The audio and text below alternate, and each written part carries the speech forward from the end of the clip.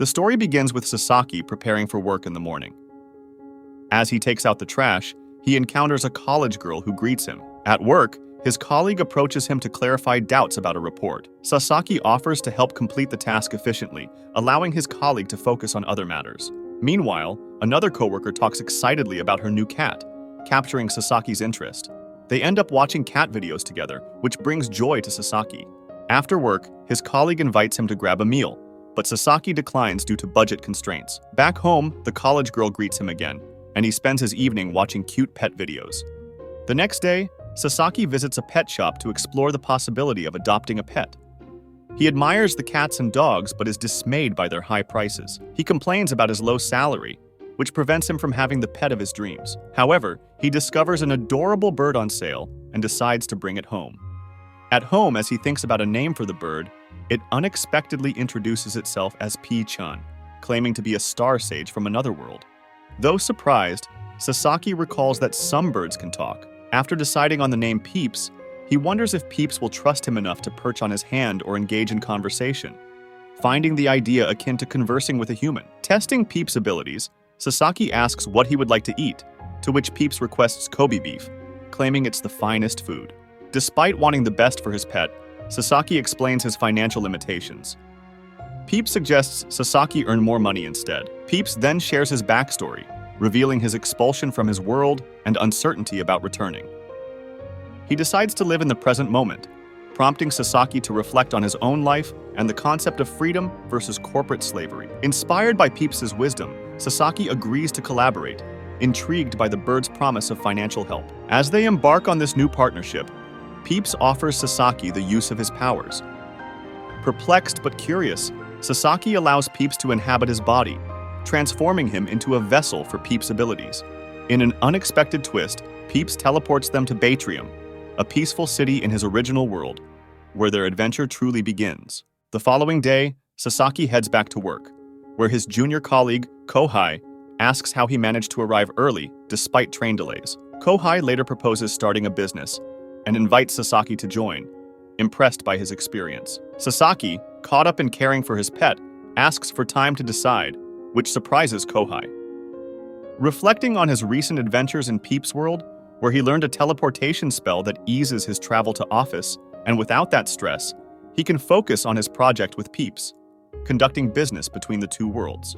Sasaki stops by a supermarket on his way home to buy his items. Again, he meets the college girl, and he notices that she's hungry, whom he kindly gives a chocolate bar to. In Peeps' world, Sasaki sells the earth products to nobles, discovering their gold coins are worth millions of yen. When asked about his high-quality products, Sasaki promises exclusivity and plans for future collaboration. With time and continuing to travel between worlds, Sasaki begins studying magic with Peeps, eager to master teleportation. During lunch one day, Sasaki struggles with a fire spell, surprising Peeps with his natural affinity for magic. While walking through Batrium, they meet French, an unjustly fired chef accused of theft due to jealousy from colleagues. Impressed by French's skills, Sasaki proposes they open a restaurant together, where French will be the manager. With support from a noble named Mark, they secure a prime location in the main village and open the restaurant. French is deeply moved by his first earnings, vowing to excel in his new role. When Peeps asks why Sasaki started the business, he explains it's to make life easier for Peeps and to provide the cuisine he desires. Sasaki acknowledges his financial struggles in the real world, where he hasn't had a raise in 5 years. Continuing to practice magic in the other world, Sasaki struggles with mastering teleportation. Returning to his world, Peeps suggests selling products to nobles who enjoy hunting, so they buy items like binoculars and a Swiss army knife. Sasaki sells these items to the nobles, catching the attention of Lord Muller, who is cautious in his business, and the items he sells are rare. To impress Muller, Sasaki claims the items are exclusive to nobility from his homeland. Muller, impressed, allows Sasaki to sell with priority and offers him access to his mansion, requesting updates on beneficial products for his people. Back in his world, Sasaki attends Kohai's farewell party at a restaurant. Kohai invites him to join his new venture, but Sasaki declines. Reflecting on Kohai's offer, Sasaki heads home, only to encounter a strange situation where a man threatens a woman with magic. Sasaki intervenes, inadvertently using ice magic to stop the threat. Unsure how to control his newfound powers, the ice begins to spread on the man's body.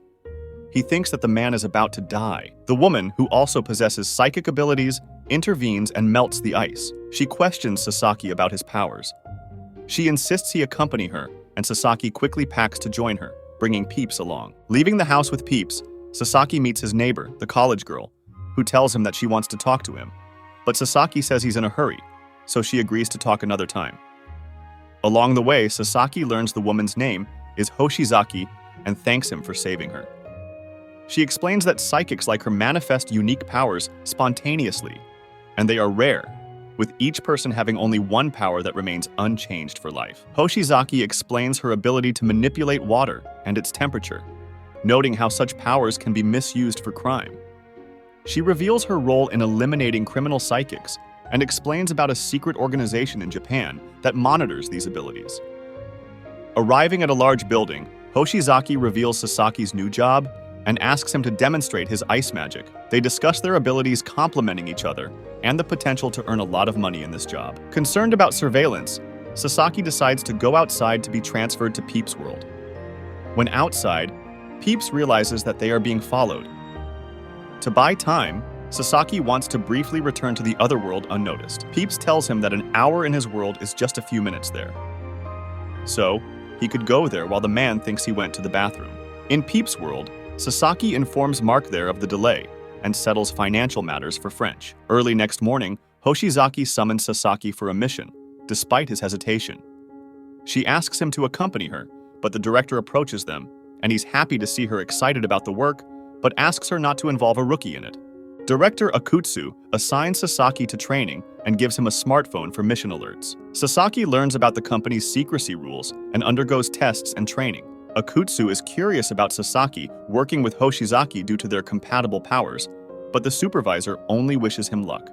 After training, Sasaki receives 1 million yen, which he plans to invest in more resale items.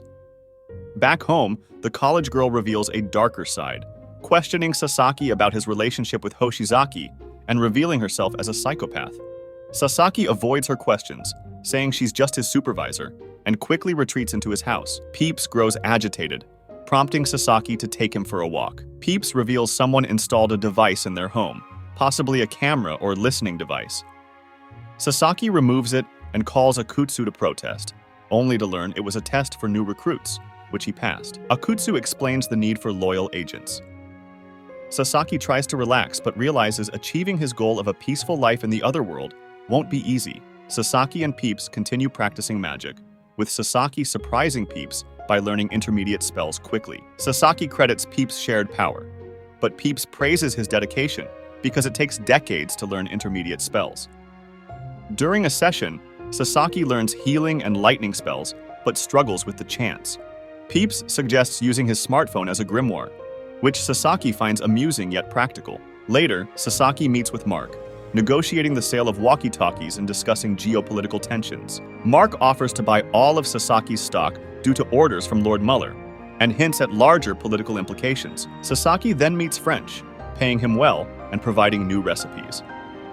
They enjoy French's cooking before returning to their world. The next morning, Hoshizaki calls Sasaki about a mission he nearly missed due to missed calls. At work, she scolds him, emphasizing their duty. They join veteran agents for an operation against unregistered psychics, including the man who attacked Hoshizaki. The director explains they're a dangerous group, prompting a planned arrest to prevent further harm. On the way to the mission, Sasaki feels nervous, but Hoshizaki reassures him, saying she won't fight directly. They arrive at the location, but it appears empty, raising suspicions. Suddenly, they lose contact with HQ and hear screams. Realizing they're trapped, objects start levitating as a tornado forms, revealing the enemy's telekinetic powers. Soldiers panic as they face high-level psychic users. Some flee and attacks prove ineffective against the whirlwind. Sasaki realizes they're up against telekinesis, not wind control. Sasaki makes an icicle to be used by Hoshizaki. Hoshizaki defends with water-turned shields and saves a colleague from a fall. Despite the dire situation, Sasaki stays to support Hoshizaki. Suddenly, they hear a voice, and one of the psychics reveals herself, surprised to find survivors. Hoshizaki uses her water manipulation to fend off attacks, but the girl keeps evading while approaching her. In the end, Hoshizaki fails to stand her ground, and the girl calls out for Sasaki, threatening to kill Hoshizaki if he doesn't reveal himself. After the mission's failure, Sasaki reluctantly reveals himself to the psychic. She recognizes his role in supporting Hoshizaki and acknowledges their efficiency as a team.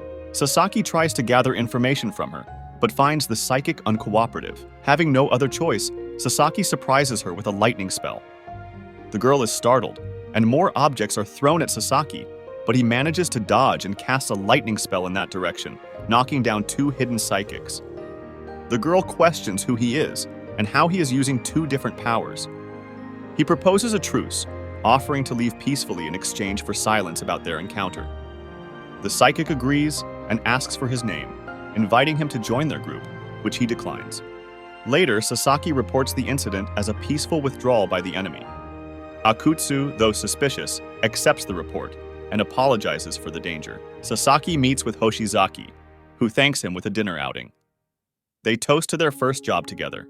During dinner, Hoshizaki reveals she's only 16 and attends school, dressing maturely to be taken seriously. Sasaki marvels at her dedication at such a young age. As they part ways, Sasaki encounters a mysterious child and witnesses a strange portal opening as she bids farewell and disappears through it, leaving him wondering what happened. Watch this next video,